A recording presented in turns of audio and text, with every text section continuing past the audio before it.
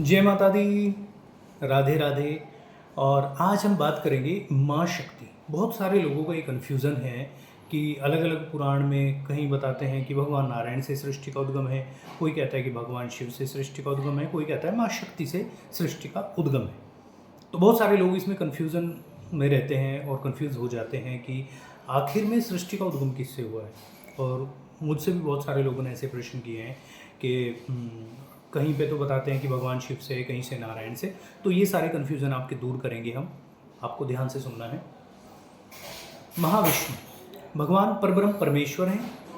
परमेश्वर से ही महाविष्णु, जिन्हें हम आदि नारायण कहते हैं, आदि नारायण भगवान प्रकट हैं।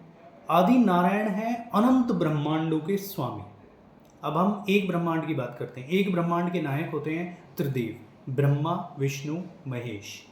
तो ब्रह्मा विष्णु महेश, उन्हीं महाविष्णु से, उन्हीं आदि नारायण से प्रकट हुए ब्रह्मा जी, उनसे भगवान शिव, और भगवान नारायण की उत्पत्ति महाविष्णु से हुई। तो ये त्रिदेव भगवान नारायण से प्रकट हुए, आप इस तरीके से समझिए। और ये एक ब्रह्मांड के नायक हैं। एक ब्रह्मांड को तीनों लोग संभालते हैं।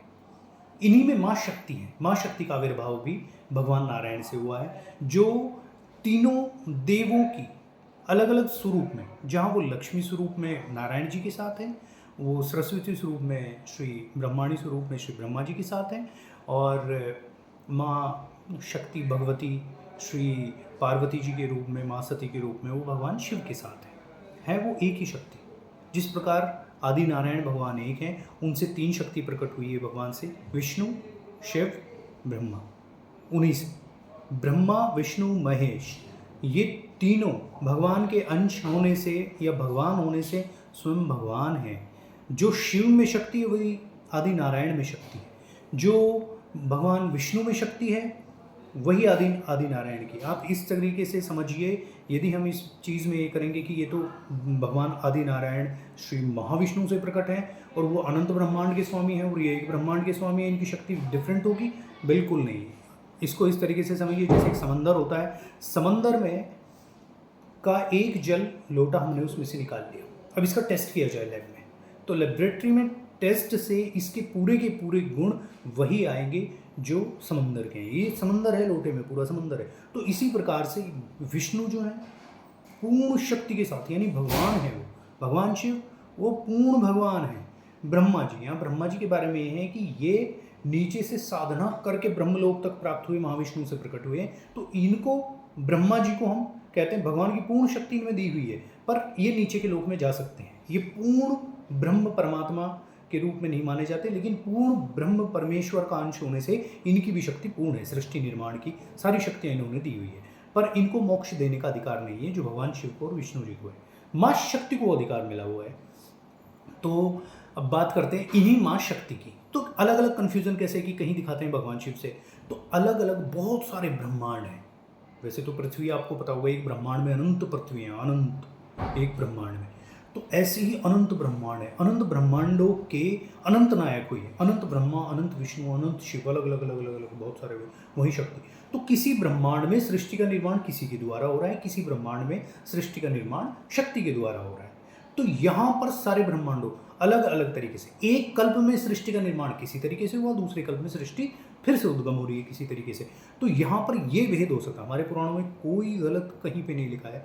हाँ, जहाँ शक्ति की बात होती है, माँ शक्ति, वो नारायण की पूर्ण शक्ति है। जिस प्रकार भगवान विष्णु की पूर्ण शक्ति है, भगवान विष्णु पूर्ण शक्ति है भगवान आदि नारायण महाविष्णु के, उसी प्रकार शिव, उसी प्रकार भगवती, यही भगवती माँ शक्ति जो है वो लक्ष्मी रूप में प्रकट है, यही माँ सरस्वती ब्रह्माणी रूप में प्रकट है, और यही माँ श्री भगवती श्री पार्वती जी के रूप में प्रकट है। इनकी पूर्ण शक्ति है। ये ब्रह्मांड को, पूरे ब्रह्मांड की रचना और सृष्टि करने में पूर्ण समर्थ हैं, और भगवान के पास भेजने में, यानी उन्हें जो भी धाम उन्हें चाहिए। अब आपको एक और पता होगा कि हमारे 5 मुख्य देव हैं, 5 अंग हैं, और यही 5 मुख्य देव हैं, और ये 5 के 5 परम धाम पहुंचाने में समर्थ हैं। वो 5 कौन कौन से हैं? बहुत सारे लोगों को नहीं पता होगा, लेकिन भगवान विष्णु, ये तो परम धाम में जाते ही हैं, जो भगवान विष्णु के वैकुंठ लोक में जाते हैं इनके भक्त। फिर भगवान शिव, भगवान शिव शिवलोक को जाते हैं, और ये पूर्ण समर्थ हैं मोक्ष प्रदान करने में, किसी प्रकार का भी मोक्ष इनको है, चारों तरह की पुरुषार्थ ये प्रदान करते हैं। अब माँ शक्ति, भगवती, पार्वती, लक्ष्मी, ये माँ शक्ति। माँ शक्ति भी आपको पूर्ण जो चारों चतुर्थ जो हमारा पुरुषार्थ है मोक्ष, उस तक को पहुंचाने में समर्थ हैं। भगवान श्री सूर्य नारायण, भगवान सूर्य नारायण ये चौथे हैं। भगवान सूर्य नारायण भी, यदि जो सूर्य उपासना करते हैं, भगवान सूर्य नारायण की पूर्ण उपासना करते हैं, वो भी परम गति तक पहुंचा देते हैं। भगवान सूर्य भी उनकी कृपा से पहुंच जाते हैं। और भगवान गणेश जी, भगवान गणेश जी भी पूर्ण मोक्ष तक या पूर्ण गति तक आपको पहुंचाने के सामर्थ्य भगवान गणेश जी में भी है। तो ये पांच, इन पांचों को इसीलिए नमस्कार करना होता है। किसी भी देवता की आप उपासना कर रहे हैं तो इसलिए श्री गणेश जी की तो प्रथम उपासना होती है, उनको प्रणाम करते हैं। माँ शक्ति को भी प्रणाम करते हैं। और सूर्य भगवान तो वो प्रत्यक्ष दिखते हैं आपको, प्रत्यक्ष देवता हैं, प्रत्यक्ष भगवान हैं सूर्य नारायण, तो उनको जल अवश्य चढ़ाना ही चाहिए। भगवान किसी भी आप पंथ के अनुयायी हों तो भगवान शिव की, क्योंकि भगवान सूर्य की जो उपासना वो मानी जाती है, उन्हीं से जीवन है। भगवान सूर्य जीवन देते हैं और जीवन का संचार, प्रत्येक जो भी जीवन हमें मिला हुआ है भगवान शिव की कृपा से मिला है। तो इसलिए आप भगवान शिव की उपासना, भगवान सूर्य की उपासना करनी चाहिए। भगवान शिव आदि गुरु हैं सृष्टि की। जिनके गुरु नहीं होते हैं तो उनको आपने देखा भी होगा, सन्यासी लोग भी कहते हैं, महात्मा लोग बताते हैं, संत लोग बताते हैं, आप भगवान शिव को गुरु मान लीजिए जिनके गुरु नहीं है।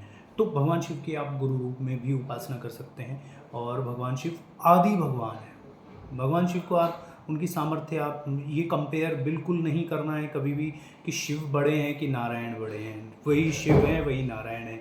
और महाविष्णु जो आदि नारायण है वो भी वही हैं। तो भगवान विष्णु में ये नहीं समझना है कि भगवान विष्णु छोटे हो गए हैं आदि नारायण से। एक एक उन्होंने अपना स्वरूप लिया है एक ब्रह्मांड को संभालने के लिए। उन्हीं आदि नारायण ने एक ब्रह्मांड के लिए अपना ये स्वरूप ले लिया। अनंत ब्रह्मांडों में अलग अलग स्वरूप में वही नायक बने हैं, कोई दूसरा नहीं है। शक्ति के रूप में वही परब्रह्म परमात्मा शक्ति के रूप में है, माँ शक्ति भगवती बन करके, और वही अपने स्वरूप की अर्धांगिनी बनी हुई। इसीलिए उनको कहते हैं कि वो उन आधा अंग है। माँ पार्वती शक्ति भगवान शिव का आधा अंग है उस स्वरूप में। माँ लक्ष्मी नारायण का अंश है, अर्धांगिनी है उनकी, तो उनमें भेद नहीं है। और एक कथा है, वो मैं अगली वीडियो में आपको बताऊंगा। भगवान विष्णु और भगवान लक्ष्मी की एक कथा है कि किस तरीके से उनका आधा हिस्सा माना जाता है। माँ लक्ष्मी पार्षदों को कहती है कि मैं नारायण ही हूँ। वो यही बोल रही है कि मैं नारायण हूँ, मैं नारायण ही हूँ। वो मैं वीडियो बनाता हूँ किसी और वीडियो में, तो वो आपको पता चलेगा। और उसके जरिए उन्होंने, भगवान नारायण ने क्या लीलाएं रची थी, फिर माँ लक्ष्मी की इस बात पे क्या क्या लीलाएं हुई थी, वो मैं आपको अगली किसी वीडियो में बताता हूँ। तो आज आपको शायद समझ में आ गया होगा कि माँ शक्ति या माँ विष्णु, भगवान विष्णु, भगवान शिव या ब्रह्मा जी जो सृष्टि के नियंता हैं, ये भगवान नारायण की ही शक्ति हैं। भेद बिल्कुल करना ही नहीं है, छोटे बड़े का भेद ही नहीं है। जो महाआदि भगवान महाविष्णु से प्रकट हुए हैं वो शक्ति भी पूर्ण ब्रह्म परमात्मा है, वो भगवान शिव भी पूर्ण परम परमात्मा है, वो भगवान विष्णु भी पूर्ण परम परमात्मा पूर्ण है। किसी में किसी भी अंश में कोई कमी नहीं है, ये ध्यान रखना।